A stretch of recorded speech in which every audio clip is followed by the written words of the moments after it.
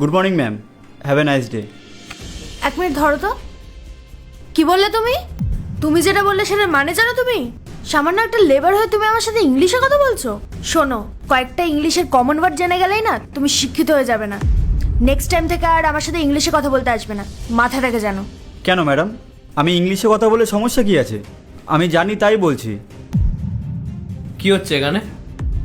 আরে দেখুন না স্যার, দিনমজুরে কাজ করে আবার ইংলিশে ভটভট করছে।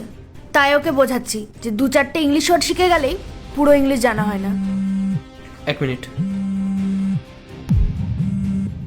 হ্যালো, হ্যাঁ নিশ্চয়ই, আমি আর কিছুদিনের মধ্যে আপনাদেরকে কনফার্ম জানিয়ে দেবো। হ্যাঁ, কী যে করবো এখন কিছুই বুঝতে পারছি না। স্যার, আপনার কি কোনো সমস্যা হয়েছে? না, তেমন কিছু না, তুমি তোমার কাজ করো। স্যার একবার বলেই দেখুন না, হয়তো আমি আপনার কোনো সাহায্য করতে পারি। গোপাল, কি হচ্ছে এগুলো? তুমি তোমার কাজ করো, ডিস্টার্ব করো না। স্নেহা, এটা কিভাবে কথা বলছো তুমি ওর সাথে? Sorry sir. আসলে গোপাল, তামিলনাড়ু থেকে অনেক টাকার অর্ডার এসছে, কিন্তু আমি ওদের সাথে কীভাবে কনভারসেশন করবো বুঝতে পারছি না। স্যার, এইটুকু বিষয় নিয়ে আপনি এত চিন্তা করছেন? গোপাল, এটা তোমার কাছে এইটুকু বিষয় বলে মনে হচ্ছে? স্যার, আমি তামিল ল্যাঙ্গুয়েজ জানি, যদি আপনি চান তাহলে আমি ওনার সাথে কথা বলতে পারি। কি? তুমি তামিল ল্যাঙ্গুয়েজ জানো? আচ্ছা ঠিক আছে, তোমরা দুজন আমার সঙ্গে আমার অফিসে আসো।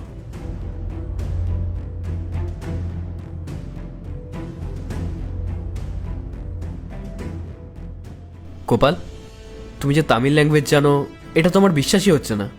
স্যার আপনি এটা কি বলছেন? গোপাল আপনাকে মিথ্যে কথা বলছে। ও একটা গরিব অশিক্ষিত মানুষ, ও কি করে তামিল ভাষা জানবে?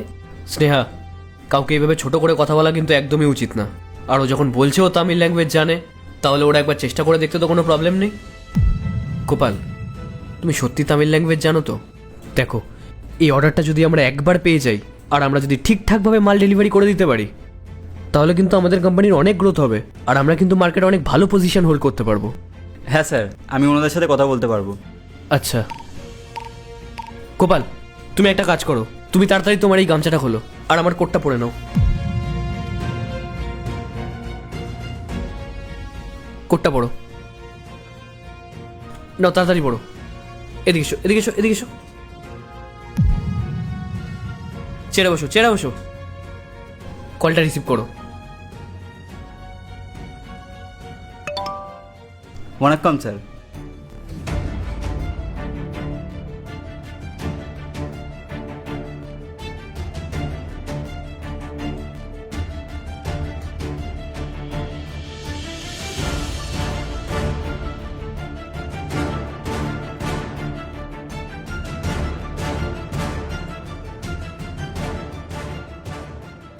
স্যার, ওনারা বললেন যে ওনাদের কাছে যে স্যাম্পল প্রোডাক্টটা গেছে আমাদের থেকে, সেই প্রোডাক্টের কোয়ালিটি ওনাদের খুবই পছন্দ হয়েছে, আর সেই জন্য এই অর্ডারটা ওনারা আমাদেরকেই দিতে চান।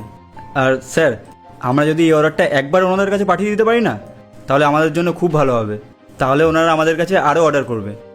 ইনফ্যাক্ট প্রোডাক্টের কোয়ান্টিটিও আরও বেশি হবে। শুধু আমাদের প্রোডাক্টটা সময় মতো পৌঁছে দিতে হবে। আরে বাহ গোপাল, এটা তো খুব ভালো কথা। কিন্তু তুমি আমাকে একটা কথা বলো, তুমি এখানে লেবারের কাজ করো, তারপরেও তুমি এত ভালো তামিল ল্যাঙ্গুয়েজ জানলে কি করে? আসলে স্যার, আমি ছোটোবেলায় পড়াশোনায় খুবই ভালো ছিলাম। পড়াশোনা শেষ করার পর আমি একটা বিপিও সেক্টরে কাজ করতাম, আর সেখানে কাজ করতে করতে আমি অনেকগুলো ল্যাঙ্গুয়েজ শিখে গেছিলাম। বাহ, তা তুমি এত ভালো কাজ ছেড়ে এই লেবারের কাজটাই বা কেন করছো? আসলে স্যার, সব কিছুই ঠিকঠাক চলছিল, কিন্তু হঠাৎই কোম্পানির কিছু প্রবলেমের জন্য অনেক লস হয়ে যায়, আর তারপরেই সেখান থেকে কিছু কর্মীদের ছাঁটাই করে দেওয়া হয়েছিল, আর আমিও তাদের মধ্যে একজন। আর তারপর আমি এদিক ওদিক অনেক জায়গায় জবের জন্য ট্রাই করেছি, কিন্তু কোথাও কাজ পাইনি। আর বাড়িতে আমার বয়স্ক মা বাবা আছে, তাদের শরীরও খুব একটা ভালো না। তাদের দেখাশোনা, তাদের মেডিসিনের খরচা, এইসবের জন্যই আমার এই লেবারের কাজ করা। স্নেহা, একবার দেখো গোপালকে। আর তুমি যেন কি বলছিলে, গোপাল অশিক্ষিত। গোপাল, তোমাকে আর লেবারের কাজ করতে হবে না, তুমি এবার থেকে এই অফিসেই কাজ করবে অ্যাজ আ ট্রান্সলেটর হিসেবে। সত্যি স্যার?